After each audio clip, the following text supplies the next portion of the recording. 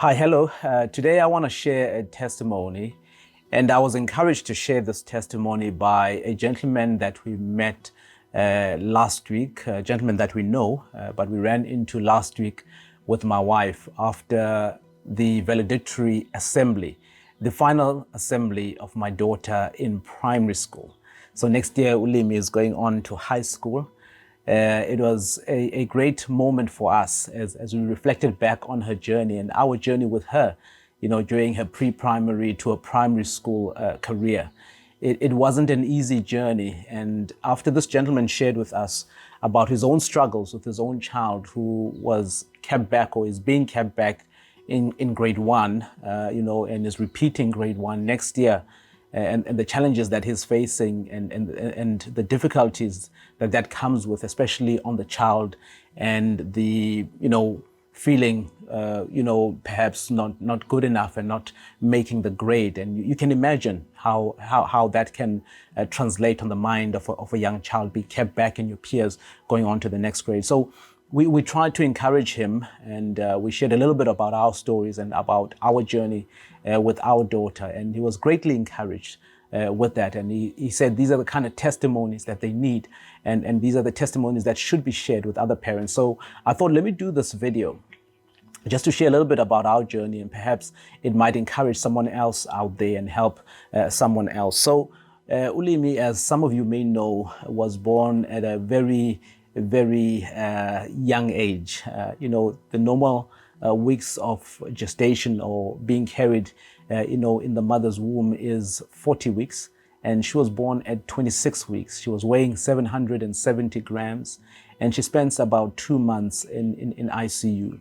So it was a very challenging time for us as first-time parents, never been parents before, and being baptized as parents in this way. So as the years translated, she eventually made her way into pre-primary and then, most recently primary school. But it wasn't an easy journey there as well, because in the earlier parts of her career in pre-primary school, I think successive years, 3 to 4 years, would be called in by the teachers, and the teacher would say, look, your child is not learning as fast as the other children. She's not grabbing hold of concept as easier as the other children. We believe that she must be put on these drugs to help her with her focus, to help her with her concentration, so that she's able to grasp these concepts much easier. Now, this was challenging for us because we never wanted to start a journey, of our child being on medication, because we don't know whether she would become addicted to this and how long that would be. So we prayed about this a lot, and we sought the Lord's face a lot. Fortunately, we went to her pediatrician, who was the one who helped, with managing her once she was born. And him being a believer as well, encouraged us greatly that we should not put our child on drugs. And given the fact that she was born early, it is a miracle actually that she's able to cope at that level and to study, at that level, and that the marks that she was getting were reasonable, bearing in mind, where she was and the circumstances surrounding her birth. So, it was difficult. Obviously being called into the teacher's class to give a report on her performance and so forth. But we decided that we won't put her on the drugs, and we'll give her all the love and all the support that we can. And we enlisted her in extra classes, extramural classes. And it wasn't easy. There were times when I would get really frustrated with her, as we were doing homework, and, concepts that I thought in my mind, of course, was easy and that she should grasp quite easily. She struggled with that. But man, a couple of years ago, I think about a year or two ago, in fact, things just switched just like that. Now, and from that point, my daughter began to soar. She began to be able to concentrate longer. She began to be able, to show good results, to a point whereby even now, with her going into high school, she finished off with a bomb. This year she did exceptionally well. She got, even in last term, a silver merit award, for her academic performance.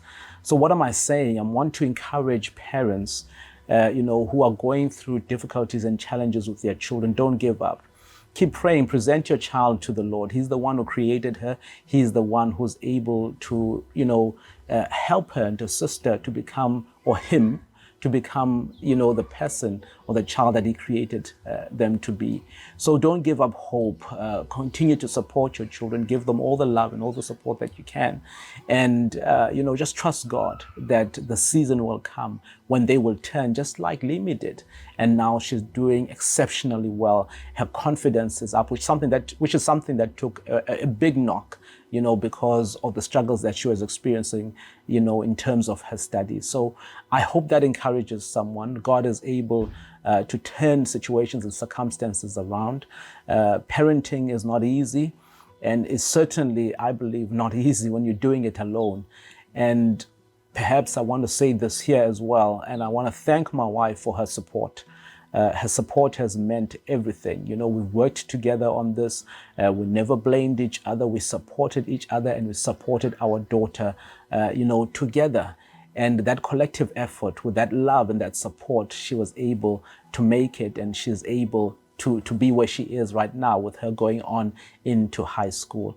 So I hope that encourages someone. I hope it gives you more energy or more emphasis to keep going, to keep trusting, and just to do your best and trust God for the rest.